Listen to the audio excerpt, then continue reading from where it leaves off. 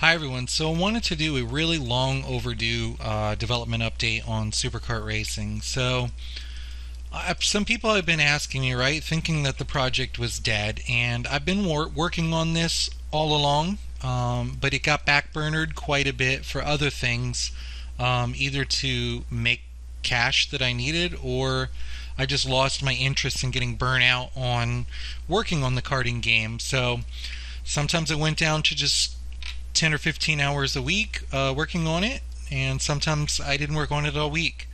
But lately, within the last couple of months, I have been working on it pretty much full time outside of my day job, right? So I do the 40 hours a week in my day job, but I also do probably about 20 to 30 on my free time here working on Super Kart Racing. So the deal is with the game, okay? The game was pretty much completely finished, right? It was feature complete, all the art in, and I just really wasn't happy with it and didn't want to ship it in the way that it was. And so what I did was this game underwent a couple of rewrites, right? So when I first started it, we started out in Unity 4.5 or 4.6. And the physics system that I was using, and basically a lot of that stuff with the physics when I upgraded the project to Unity 5, this pretty much led to a rewrite in a lot of the stuff. And then I looked at other things that I was doing in the project and realized, I needed to do things in a more efficient way. And also they changed some things about how you accessed components and things like that. So my scripts are kind of broken. And so I did a rewrite, right? And went in my mind it was, let's just start an entirely new project, fresh and empty and clean, and do it from scratch. And I went through a couple variations of that. Let me see here. What I have open here is the current version, and then this was the fully functional version of the game, basically the one I fully developed. I don't know if we can hear the music going. No, it doesn't matter anyway, right? So this was the version of the game that I had, and you can go in here. It's fully functional. I don't know why the menu music wasn't playing. Oh, and then I left a little debug thing in here because this is pretty much mobile only, but for some odd reason I set a little thing where you could do keyboard and I could test it on the PC. And so everything functions. The AI, the timers. It's actually kind of fun, right? Very basic, physics fake. In these physics, you were literally, like, think of it as an ice cube kind of sliding around on the ground. You were a box collider, just with physics forces being applied. The AI was really tough in this version, too, actually. Like, I don't know if I'm gonna... Yeah, I got him. If I have any sign of weakness, this guy will catch me. Yeah, there we go. He took me on the inside corner. That's beautiful. So the level was set to 1 lap. But anyway, basically, looking at this, I wonder if I can go in here and find just a cart, for example. Okay, yeah. It's, there's no light in the scene. Let me go in here and just kind of maybe point out some stuff. So basically, in my mind, when I looked at it and I did these rewrites and stuff, the game just looked too cartoony and too basic. And a couple of years had actually passed working on it, and the mobile devices actually got quite a bit more powerful, so I didn't need to go this kind of decimated down in poly count and texture sizes and everything. It was super efficient, but just really basic looking and really cartoony. And the levels also, when you took a look at those, they sort of just looked very basic and cartoony as well. Some of you people can see some of these neat optimization tricks here where, this is on mobile, so none of these buildings or anything had any kind of back faces or anything like that, unless they could be seen from somewhere else on the track. But neither here nor there. It was really optimal, super low poly, but we could throw a lot more visual fidelity at the devices today. So I just said, you know what, even though I had done all of those tracks, between the forward and reverse versions, we had like somewhere between 20 and 30 tracks. I just wasn't happy with it. So what I did, and for instance here, we'll just hit play on this and maybe turn that music down a little bit, and kind of take a look at the kart that I was working on now.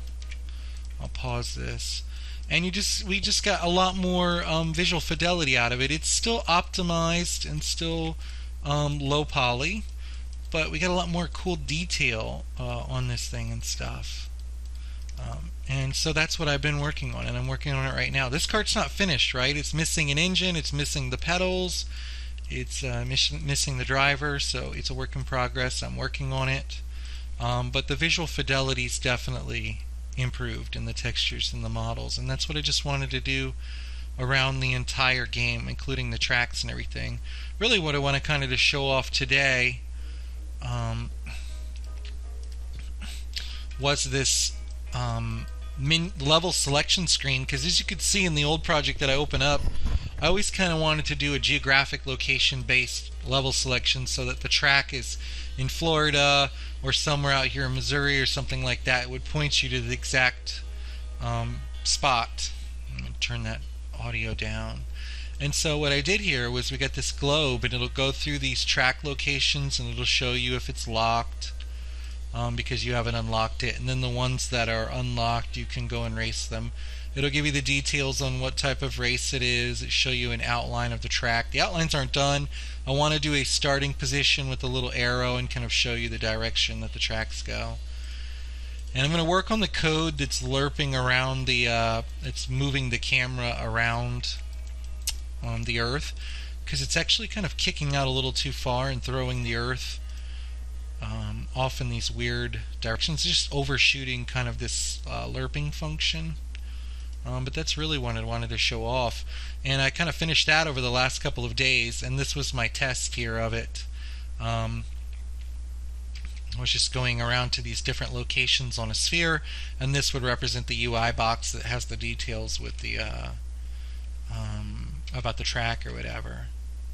And also, the same thing as seen in my menu here. These little orange dots are not final. I'm going to put some kind of cool little graphic there. Basically, a graphic that says, hey, this it kind of represents, hey, this is an open race to go into. It hasn't been raced yet.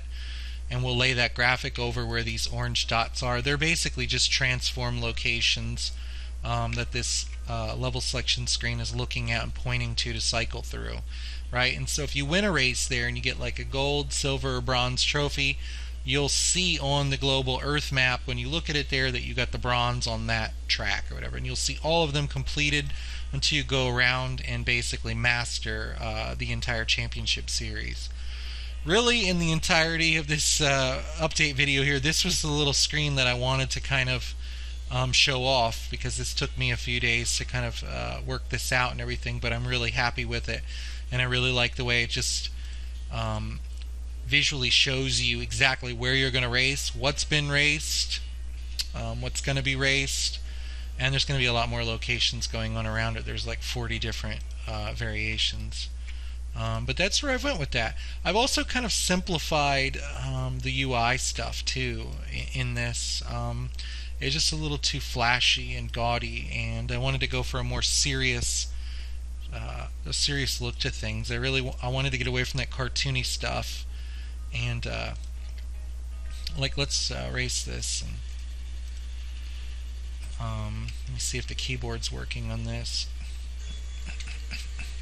Yeah, it is. Okay. Oh, don't mind the steering wheel rotation. That's temporary because the model's temporary.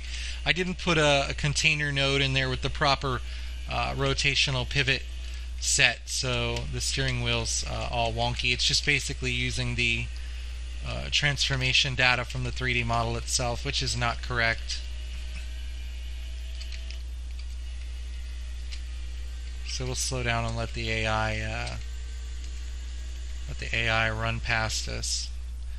And so that's where it's at right now. And I'm working on it every single day, and I'm definitely hoping to try to release that this year by summer.